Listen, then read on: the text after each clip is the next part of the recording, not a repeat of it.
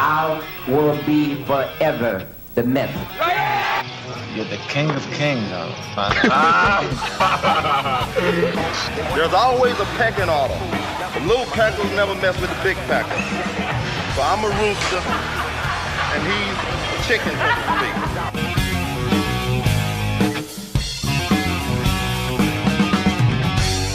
Flex Wheeler suffers for bodybuilding shows more than any other bodybuilder you'll ever know, because he's got to do some drastic last-minute shit that none of us are willing to do. Flex would be doing 3 hours of cardio, training twice a day. Why is that, John? Was he cheating on his diet or what? Yeah, he wasn't very good with his diet.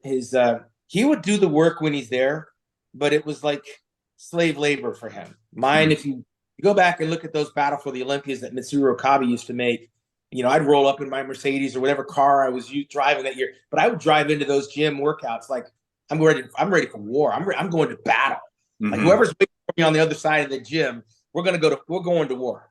And Flex Wheeler didn't have that same tenacious attitude. And I felt it in 93 training for that Arnold Classic, because he would get there and suck all the oxygen out of the room.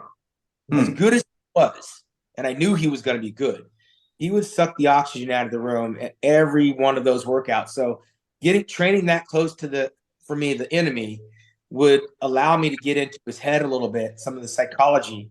And I would take the lack of energy he had, and I would use it when I got up there. I figured if he would copy me, he would be that much better. And I would drag him through. I'd make sure, and Enrico and Chris and whoever else, we were on the Flex Wheeler bandwagon in 93, knowing I would have to face this guy on the Olympia stage. But if I could out-train this guy while he's training for the Arnold, I knew I could maybe surpass him on the Olympia stage just because I needed to outwork him. He would win the 1993 Olympia, and arguably I'd never seen a physique like that, up close and personal, change so much in my lifetime. And when that Arnold Classic was done in 1993, I felt like it was going to be a two-man show between me and Dorian. I thought I was going to leapfrog because I outworked Flex, and Flex just won. Like some people were telling me I should have gone in the 93 Olympia based on how I looked off season because of how hard we were training to get Flex ready for that show. So I had a running start in March of 93 to go into the Olympia. And I was sprinting to the Olympia.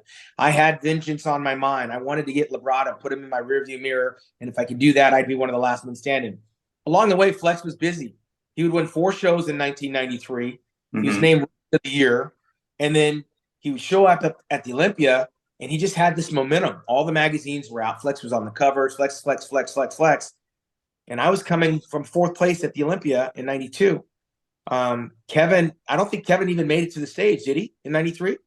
Yeah, he was 5th. That's how the pec tear really held him back. But I knew it was going to be me, Labrada, Flex, and Dorian. Those were going to be the last 4 guys standing. What did you think of Flex's physique? Because everybody was raving about Flex, how he looked at that 93 Arnold. In fact, even today, like 30 years later, people are still saying that was one of the best physiques ever in bodybuilding. What was your opinion of how he looked? That came from me originally. I mean, listen, I'm a fan of bodybuilding first. And Flex Wheeler was everything I wanted to be at the 93 Olympia.